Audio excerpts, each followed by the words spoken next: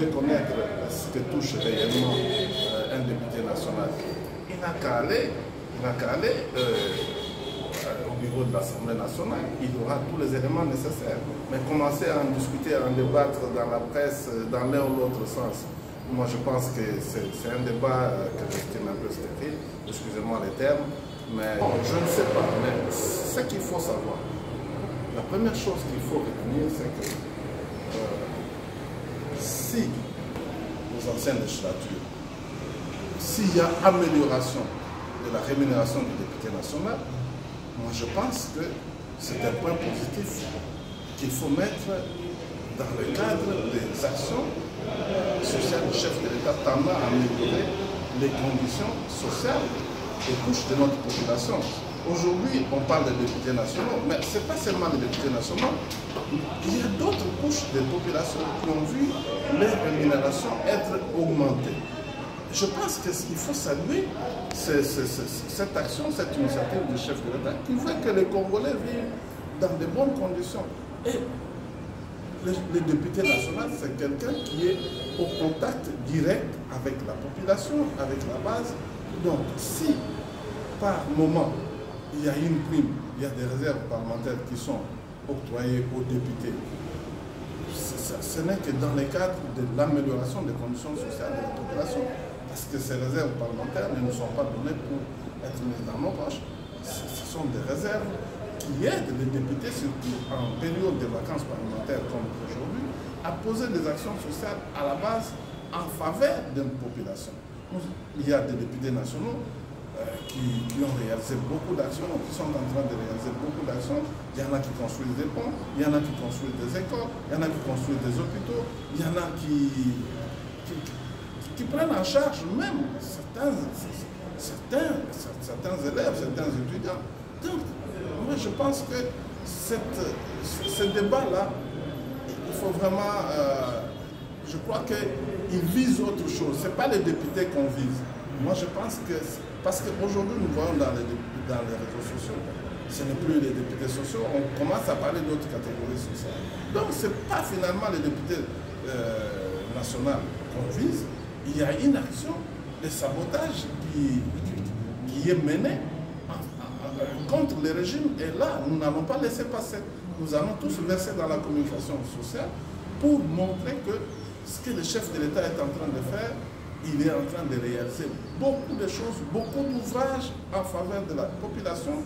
Et il est également aujourd'hui en train de réaliser certaines promesses pour améliorer les conditions sociales de nos populations, de certaines catégories sociales. Le chef de l'État, il y a dans un passé pas très longtemps, il avait octroyé des véhicules aux officiers supérieurs des forces armées et de la police.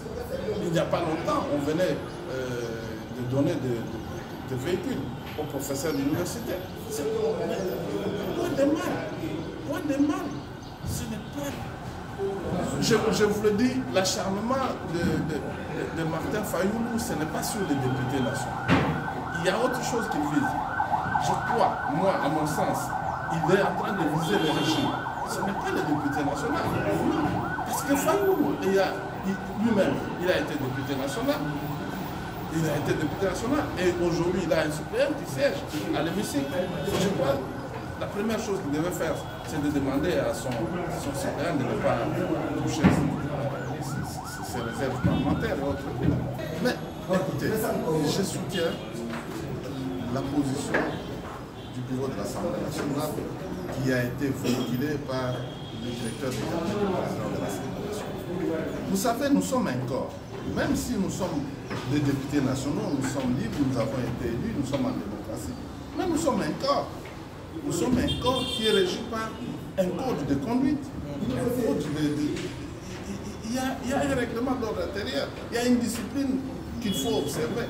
Donc, vous ne devez pas, parce que vous êtes député, commencer à agir en électron libre, en soutenant des choses qui sont fausses. Je crois que, écoutez, lorsque on parle d'une rémunération, il y a plusieurs composants. Il y a la rémunération de base. Comme chez nous, les députés, on parle des émoluments. Des émoluments. Moi, je ne connais pas un député qui a des émoluments de 21 000 $. Maintenant, il y a des primes, il y a des réserves parlementaires. Mais ça, ce n'est pas fondamental, ça. Vous comprenez? Moi, j'ai dirigé une entreprise. Vous avez la rémunération de base, vous avez des primes qui sont octroyées à certains cadres, à certains agents, en fonction soit de leur rendement du moment ou en fonction de leurs obligations du moment. Mais ça ne devient pas quelque chose qu'on va mettre sur la place publique pour dire non, en dehors du salaire de tel fonctionnaire ou de tel agent, il y a ce non. Je pense qu'il y a quand même des choses qu'il faut équilibrer, qu'il faut savoir très bien apprécier. Et il faut éviter, nous avons déjà des problèmes qui, si vous voulez, minent le vécu quotidien du peuple. Alors, il ne faut pas en rajouter beaucoup trop parce que vous avez seulement l'intention, président. Non, je crois que 2023, c'est bientôt. C'est pratiquement les élections, c'est pratiquement dans une année. Passez le temps pour voir qui est capable de diriger la RDC au lieu de chercher à créer un acharnement, susciter de... Il y a beaucoup de choses qui se réalisent dans ce pays, que les chefs de l'État réalisent dans ce pays, que les gouvernements réalisent dans ce pays. Ça, mais qu'on nous dise aussi les salaires de tous ces directeurs de banques, même si vous me dites que ces banques sont des banques privées. Mais moi, je connais des banques où des directeurs touchent 25 000 $, 35 000 $. Nous connaissons si nous allons dans des organismes, dans certains organismes des Nations Unies. Mais allez voir certains fonctionnaires internationaux, combien touchent. Les jeunes cadres, tout simplement. Il y a des secrétaires dans des organismes internationaux ici qui touchent 10 000 $ de salaire par mois. Des secrétaires.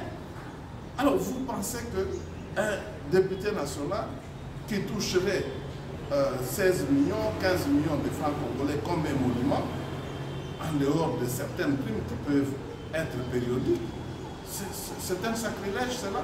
Je ne pense pas. Je crois qu'il y a de l'acharnement. Merci beaucoup, Nora.